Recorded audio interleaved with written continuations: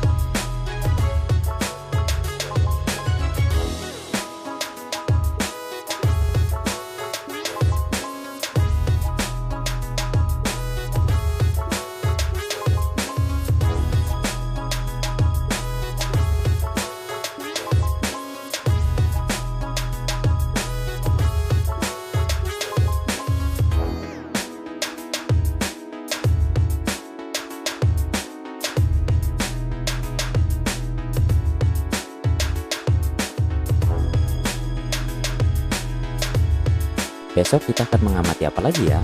Sampai jumpa pada video berikutnya.